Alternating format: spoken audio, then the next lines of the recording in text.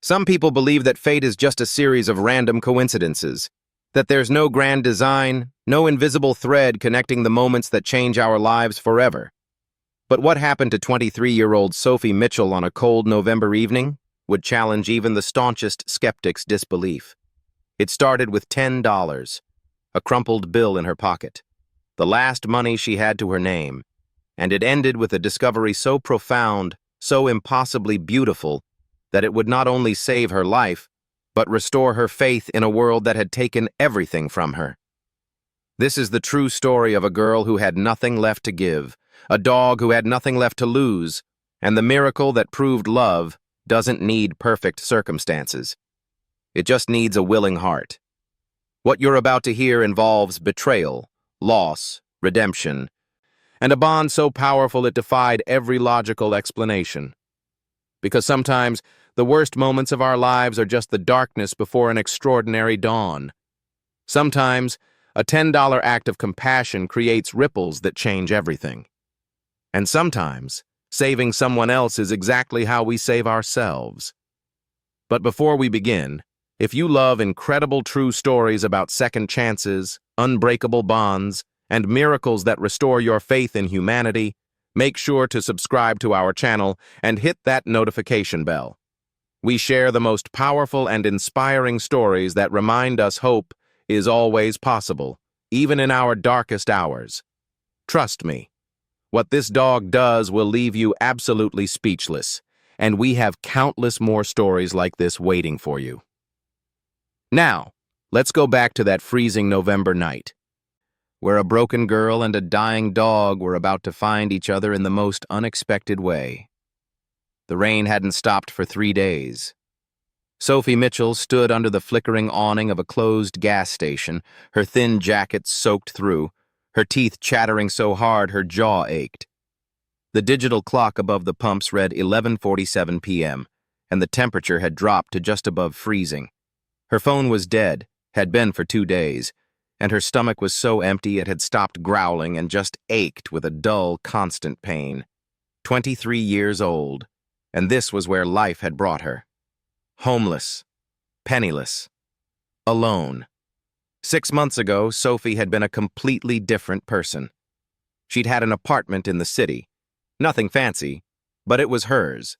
She'd had a job as a veterinary assistant, a career she loved, working with animals that never judged her, never lied to her, never betrayed her trust the way people did. She'd had a fiancé named Derek, who'd promised her forever with such conviction she'd actually believed him. And then, in the span of a single week, it had all disintegrated. Derek had cleaned out their joint bank account, $8,000 she'd been saving for years, and disappeared with a woman Sophie had considered her best friend. The apartment, which had been in his name, was suddenly no longer available to her. Her landlord had given her 24 hours to vacate, and her job, her beloved job at the veterinary clinic, had been eliminated in budget cuts, along with her position and her sense of purpose. She'd tried to rebuild. God, how she'd tried. Applied to dozens of jobs. Reached out to family who'd made it clear years ago they wanted nothing to do with her. Slept on friends' couches until she'd exhausted every favor, every connection, every last shred of goodwill people had extended. Now, she was here. Rock bottom. The kind of bottom where you can't even see the light at the top of the hole anymore.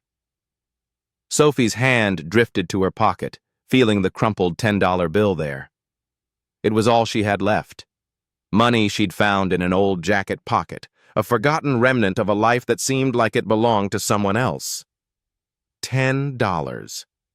Enough for maybe one meal, or a night in the cheapest motel she could find, though she doubted such a place existed for that price anymore. The rain intensified, drumming against the metal awning like impatient fingers. Sophie closed her eyes, trying to remember the last time she'd felt warm. Really warm. Safe. The memory felt distant, like something from a dream. A sound cut through the rain, a weak, pitiful whimper that made Sophie's eyes snap open. She knew that sound. After 3 years working at the vet clinic, she knew the sound of an animal in pain the way a mother knows her baby's cry. It was coming from behind the gas station, somewhere in the darkness beyond the dumpsters. Sophie hesitated. Every rational part of her brain screamed at her to stay put, to conserve her energy, to focus on her own survival. She couldn't save anyone else when she couldn't even save herself. But her feet were already moving. She stepped out from under the awning, rain immediately soaking her hair, running down her face in cold rivulets. The parking lot was empty, abandoned, the kind of liminal space that felt like it existed outside normal reality. She made her way around the side of the building, following the sound of whimpering, her sneakers squelching in puddles. Behind the dumpsters, partially hidden by discarded cardboard boxes, was a dog. Sophie's heart clenched painfully in her chest. It was a German shepherd, or had been once. Now it was a skeleton covered in matted fur, lying in a puddle of muddy water, shaking so violently Sophie could see it even in the dim light from the distant street lamp. One of its back legs was twisted at an unnatural angle, clearly broken. Its breathing was labored, rasping. Blood matted the fur on its side. The dog's eyes, cloudy with pain and exhaustion, found Sophie's, and in that moment she saw her own desperation reflected back at her. This dog was dying, alone, abandoned, just like her. "Oh, sweetheart," Sophie whispered, her voice cracking. She dropped to her knees in the mud, heedless of the cold water soaking through her jeans. "What happened to you?" The dog whimpered again, trying to lift its head, but the effort seemed too much. Its tail, or what was left of it, gave a single weak thump against the ground. Despite everything, despite the pain and fear, this animal was trying to wag its tail at her. Sophie felt tears mixing with the rain on her face. She knew, with the clinical certainty of her veterinary training, that this dog needed immediate medical attention. Emergency surgery, probably. Antibiotics. Pain medication. Weeks of recovery care. Thousands of dollars worth of treatment. She had $10. The logical thing, the only thing that made sense, was to walk away. Call animal control in the morning if she could find a working phone. Let the professionals handle it. She couldn't save this dog. She couldn't even save herself. But as Sophie knelt there in the mud and rain, looking into those cloudy, trusting eyes, she thought about something her mentor at the clinic used to say. "We don't choose which lives are worth saving based on convenience. We choose based on what our hearts can live with." Could her heart live with walking away from this dying dog? After everything she'd lost, after all the ways people had abandoned her, could she do the same thing to another living creature? The answer settled into her chest with absolute clarity. No, she couldn't. Sophie pulled out her phone, dead and useless, and tried to think. The nearest emergency vet clinic was 3 miles away. She had no car, no way to call for help, no money for a taxi even if one would come to this abandoned gas station in the middle of the night. But she had her 2 feet, and she had a will that, despite everything, hadn't quite been broken yet. "Okay," she said to the dog, her voice steadier now, filled with determination she hadn't felt in months. "Okay, we're doing this. I'm not leaving you here. I don't know how yet, but we're going to figure this out." The dog's tail thumped once more, and Sophie would swear later that she saw gratitude in those cloudy eyes. She carefully assessed the dog's injuries, using the light from her dead phone screen. It still had enough battery to glow faintly. The broken leg was bad, but it was the wound on the dog's side that worried her most. It looked like it might be from a car, or maybe an attack from another animal. The bleeding had slowed, but hadn't stopped. Moving a dog this injured was dangerous. It could cause more damage, could even kill it. But leaving it here to die slowly in the rain seemed infinitely more cruel. Sophie stripped off her jacket, her only protection against the cold, and carefully worked it under the dog.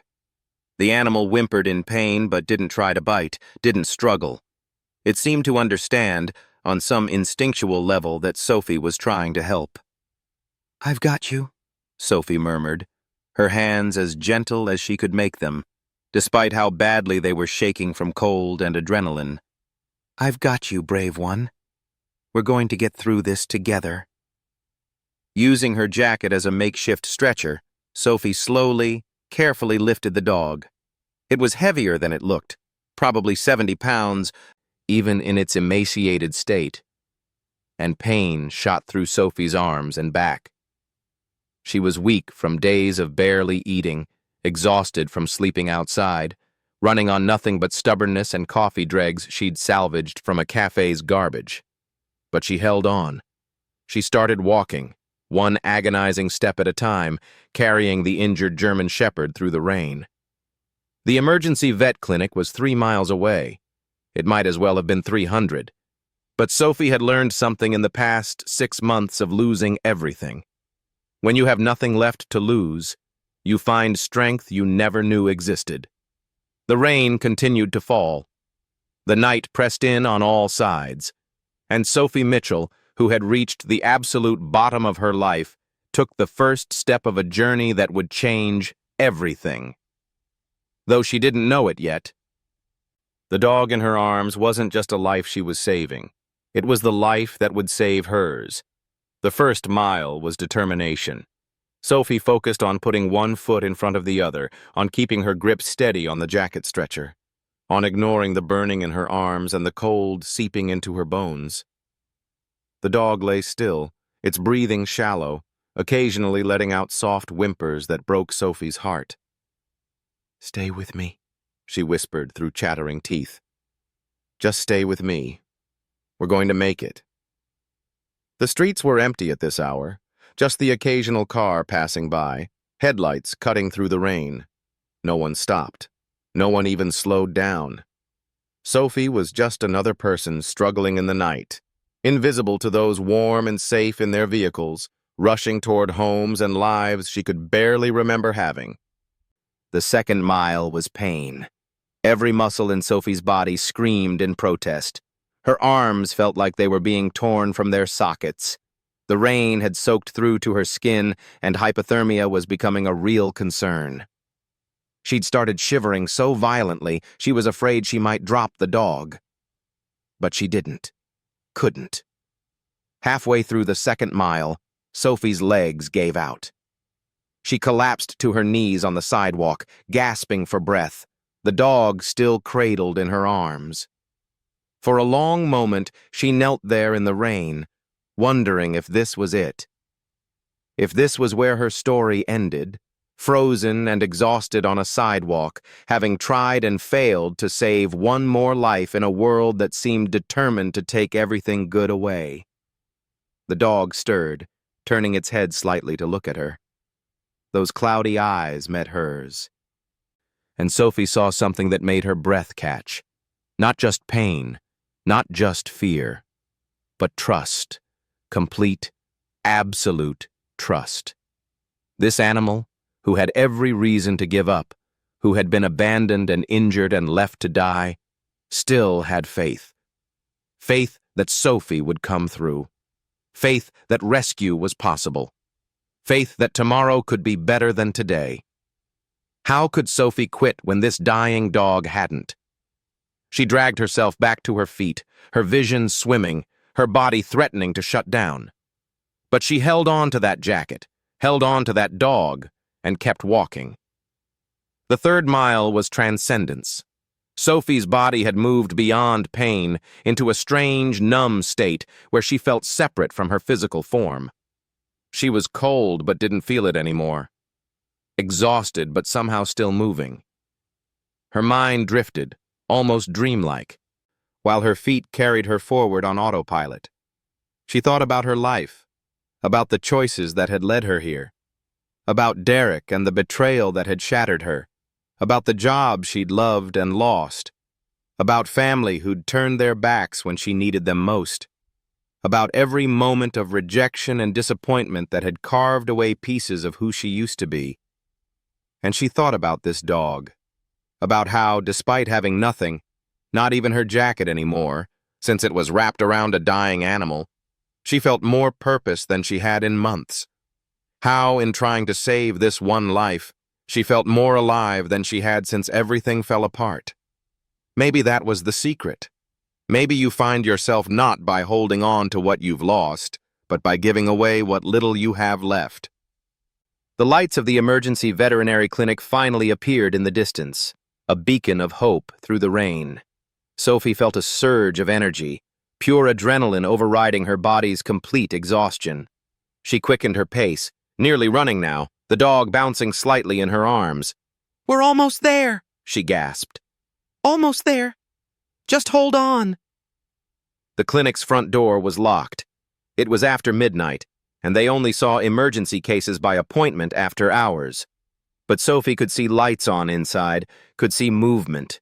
She pounded on the glass door with her elbow, not willing to adjust her grip on the dog. "Please," she shouted, her voice hoarse. "Please, I have an emergency. Please help." A figure appeared, a young man in scrubs, probably a vet tech, his face shifting from annoyance to concern as he saw Sophie's desperate state. He rushed to unlock the door. "Oh my God," he said, taking in the soaking wet girl holding an injured dog in a makeshift stretcher. Come in quickly." The warmth of the clinic hit Sophie like a physical force, and she nearly collapsed right there in the entryway. But strong hands were taking the dog from her, and suddenly a woman in a white coat was there. The vet, Dr. Patterson, whose face Sophie vaguely recognized from her time working in the field. "What happened?" Dr. Patterson asked, her hands already moving over the dog, assessing injuries with professional efficiency. "I found her, or him, behind a gas station," Sophie managed, her teeth still chattering. "Broken leg, wound on the side, possible internal injuries. Breathing is labored. Needs immediate attention." Dr. Patterson's eyes flicked to Sophie, recognition sparking. You worked at Riverside Clinic, didn't you? Sophie?" Sophie nodded, too exhausted to be surprised the vet remembered her. "Jake, get this dog to exam room 2, stat," Dr. Patterson ordered the tech. "Start an IV, get warming blankets. I'll be there in 30 seconds. She turned back to Sophie. "You look like you're about to pass out. When's the last time you ate?" "I'm fine," Sophie lied. "Just please save the dog. Please." Dr. Patterson studied her for a long moment, taking in the soaking wet clothes, the gaunt face, the desperation in Sophie's eyes. "We'll do everything we can. But this is going to be expensive. Emergency surgery, overnight care, medications. We're looking at probably $3,000 minimum. Do you have pet insurance?" "A credit card?" Sophie's hand went to her pocket, pulled out the soggy, crumpled $10 bill. It looked pathetic in her shaking hand, impossibly inadequate. "I have this," she whispered. The silence that followed felt like it lasted forever. Dr. Patterson looked at the $10, then at Sophie, then at the exam room where Jake was working frantically on the dog. "You walked here, didn't you?" Dr. Patterson said quietly. "Carried that dog for miles in the rain." Sophie nodded, unable to speak past the lump in her throat. Dr. Patterson's expression shifted into something Sophie couldn't quite read, a mixture of respect and sadness and determination. "You know what? $10 is enough." "What?" $10 is enough, Dr. Patterson repeated firmly. "That dog is going to get every bit of care it needs. We'll worry about the rest later." She placed a hand on Sophie's shoulder. "You saved that animal's life tonight. The least I can do is help you finish the job. Now Jake will get you some dry clothes and something warm to drink before you develop hypothermia yourself. And we're going to talk about what happens after the dog recovers. Deal?" Sophie felt tears streaming down her face, mixing with the rainwater already there. I don't know how to thank you." "Thank me by letting us help," Dr. Patterson said gently. "Sometimes we all need saving. Sometimes we save each other. That's how this works." As Jake led Sophie toward a back room with dry scrubs and a space heater, she heard Dr. Patterson's voice calling after her. "By the way, Sophie, we just had a position open up here. Day shift vet assistant. If you're interested, we can talk in the morning." Sophie stopped walking, turned to look at the woman who was disappearing into the exam room to save the dog Sophie had carried through the rain. For the first time in 6 months, something that felt dangerously like hope flickered to life in her chest. Maybe hitting rock bottom wasn't the end of the story. Maybe it was just the beginning. Sophie sat in the clinic's break room, wrapped in an oversized sweatshirt Jake had found, sipping terrible vending machine coffee that tasted like heaven. She'd been there for 3 hours while Dr. Patterson worked on the German Shepherd, performing emergency surgery to repair the broken leg and clean the wounds that, as suspected, came from a hit and run. The break room was small and cluttered, a couch that had seen better days, a mini fridge, a microwave, posters of cats and dogs in various states of adorableness. It smelled like antiseptic and coffee and hope. Sophie found herself unable to stop shaking, though she'd been warm and dry for over an hour now. The adrenaline was wearing off, leaving behind bone-deep exhaustion and the stunning realization of what she'd just done. She'd carried a 70-pound dog 3 miles through freezing rain, with no money, no resources, no backup plan. Just sheer, stubborn determination not to let another living thing suffer alone. The person who'd done that didn't feel like Sophie. The Sophie from 6 months ago would have called animal control and felt good about herself for being responsible. But this Sophie, this version forged in loss and desperation, had done something crazy, impossible, maybe even heroic, though that word felt too grand for what had simply felt necessary. Jake appeared in the doorway, still in his blood-spattered scrubs. He was probably in his early 20s, with kind eyes and the tired look of someone working a night shift at an emergency clinic. "She's out of surgery," he announced, and Sophie was on her feet before she consciously decided to stand. "Dr. Patterson says the next 24 hours are critical, but she's stable. The leg's set and pinned, the wounds are clean and stitched, and we've got her on antibiotics and pain meds. She's a fighter, that one." "Can I see her?" Sophie asked, her voice smaller than she intended. "That's why I came to get you," Jake said with a smile. "Dr. Patterson thought you might want to sit with her for a bit." Sophie followed him through the clinic's hallway, past exam rooms and the sound of dogs barking in the kennels. The recovery room was quiet, dimly lit, kept warm for animals coming out of anesthesia. In the largest cage, wrapped in blankets and hooked up to an IV, was the German Shepherd. She looked so different from the dying creature Sophie had found behind the gas station. The fur had been cleaned, revealing a beautiful black and tan coat under all that dirt. The breathing was even, peaceful. The shaking had stopped. She was alive.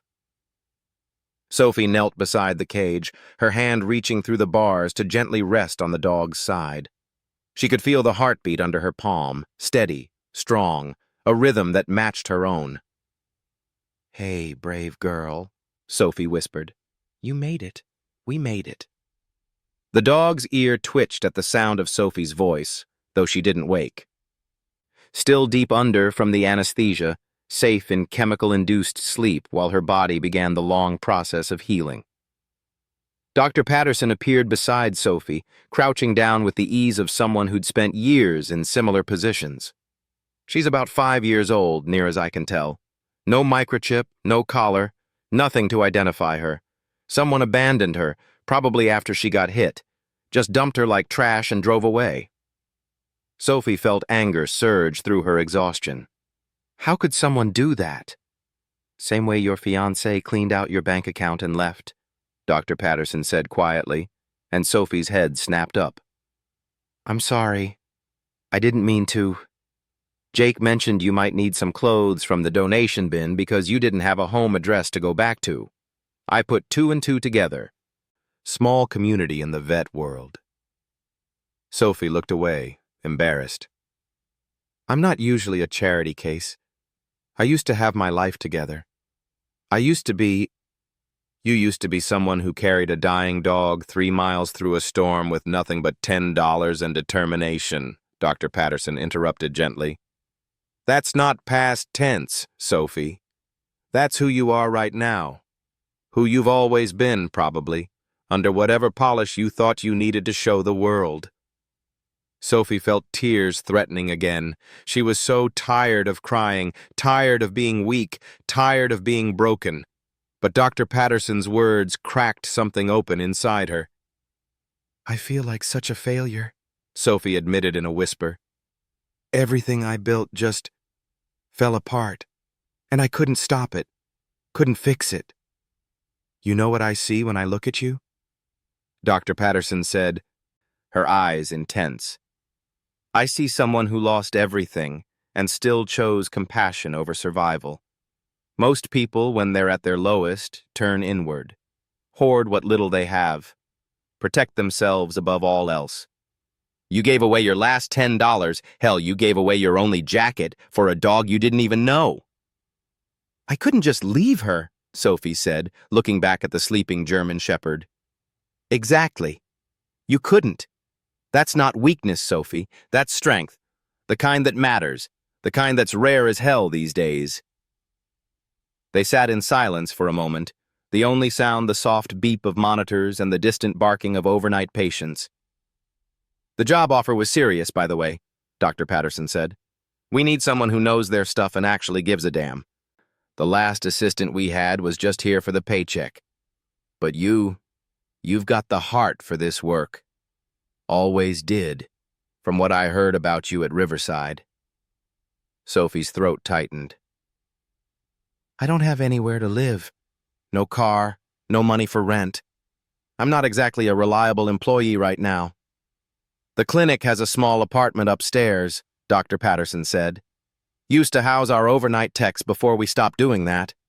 It's nothing fancy, one room, kitwebet, bathroom, but it's warm and dry and the rent would come out of your paycheck. Consider it employee housing. Sophie stared at her, unable to process what she was hearing. A job, a home, a second chance. It was too much, too fast, too good to be real. Why? She managed to ask. Why are you helping me like this? Dr. Patterson smiled sadly. Because 10 years ago, I was sleeping in my car and eating ramen for every meal while trying to finish vet school. Someone gave me a chance when I didn't deserve it, when I had nothing to offer but desperation and debt. They told me to pay it forward when I could. So that's what I'm doing. She stood up, brushing off her scrubs. You start Monday if you want. Day shift, 7 to 3. Jake will show you the apartment after his shift ends at 6 a.m. Get some sleep, Sophie. Tomorrow's a new day. As Dr. Patterson walked away, Sophie looked back at the German shepherd, at this dog who had somehow become a catalyst for everything changing. Guess we're both getting a second chance, she whispered to the sleeping animal. Better not waste it. The dog's paw twitched, as if in agreement. And for the first time in 6 months, Sophie Mitchell fell asleep without tears on her face, curled up on the floor beside a dog cage, her hand resting on warm fur, her heart beginning to remember what hope felt like. Sophie woke to the sensation of something wet on her face. She blinked groggily, trying to orient herself. She was still on the floor of the recovery room, her back aching from sleeping on the hard surface, morning light filtering through the windows. And the German shepherd was awake, her nose pressed against the cage bars, licking Sophie's cheek with gentle persistence. Hey, Sophie said softly, her voice rough from sleep. She pushed herself up to sitting, wincing at the protest from her muscles. You're awake. How are you feeling, brave girl? The dog's tail began to wag, carefully, mindful of her injuries but definitely wagging. Her eyes, no longer cloudy with pain, were bright and alert. Dark brown, almost black, filled with an intelligence that took Sophie's breath away. Jake appeared in the doorway, coffee in hand. She's been awake for about 20 minutes, he said, smiling. Wouldn't let anyone come near her except to ask where you were. Dogs know who saved them. They always know. Sophie opened the cage door carefully, and the German Shepherd immediately nuzzled into her hand, making soft whimpering sounds that seemed less like pain and more like gratitude. Sophie ran her hands over the dog's head, checking her temperature by touch, assessing her alertness and responsiveness. "You're going to be okay," Sophie murmured, relief washing over her. "The hard part's over. Now you just have to heal." Dr. Patterson joined them a few minutes later, looking remarkably fresh despite probably having only slept a few hours herself. She examined the German Shepherd with practiced efficiency, checking the surgical sites, listening to her heart and lungs, noting her responses. "Remarkable recovery," Dr. Patterson announced. "Her vitals are strong, the wounds are already starting to heal cleanly, and her spirit is clearly intact. Whatever she went through, she's a survivor." She looked at Sophie. "She's going to need someone to foster her during recovery, 6 to 8 weeks before she's fully mobile again. You interested?" Sophie's heart leaped. "Are you serious?" "Dead serious. You can take her upstairs to the apartment. We'll provide food, medications, any supplies you need. Consider it part of your employment package." Dr. Patterson's eyes twinkled. "Though fair warning, once you foster them, it's hard to give them up." "I don't think I could give her up even if I wanted to," Sophie admitted, her hand still resting on the dog's head. She means something. Does that make sense?" "Perfect sense," Dr. Patterson said warmly. "Sometimes we find each other exactly when we're supposed to. Now let's get her upstairs and settled. And Sophie, you should probably name her. Can't keep calling her the dog forever." Sophie looked into those intelligent brown eyes, thinking about the miracle of the past 12 hours, about how they'd both been broken, abandoned, left to die, about how one act of compassion, one refusal to give up, had saved them both. "Nova," Sophie said softly. "Her name is Nova, like a star that explodes and creates new light." "Perfect," Jake said from the doorway. "New beginnings deserve new light." The apartment upstairs was small, as Dr. Patterson had warned, but to Sophie it felt like a palace. One room with a double bed, a tiny kitweb area with a hot plate and mini fridge, a bathroom with a shower that actually worked, windows that let in real sunlight, a door that locked, a space that was hers. They made Nova comfortable on a pile of blankets near the bed, setting up her medications and feeding schedule. The German Shepherd watched everything with alert curiosity, her tail wagging despite the pain she must have been in. "I'll leave you two to get settled," Dr. Patterson said, handing Sophie a key. "There's some donated food in the cabinet, coffee in the drawer. Rest today, Sunday off, then we'll start Monday morning. Sound good?" After Dr. Patterson left, Sophie sat on the floor beside Nova, just watching the dog breathe, still half convinced this was all a dream she'd wake up from back in the rain behind that gas station. "I don't know what happens next," Sophie told Nova honestly. "I don't know if I can really put my life back together, or if this is just a temporary reprieve before everything falls apart again. But right now, in this moment, we're both alive. We're both safe. We're both getting a second chance. That's enough, isn't it?" Nova rested her head on Sophie's lap, those dark eyes looking up with absolute trust. And Sophie realized something profound.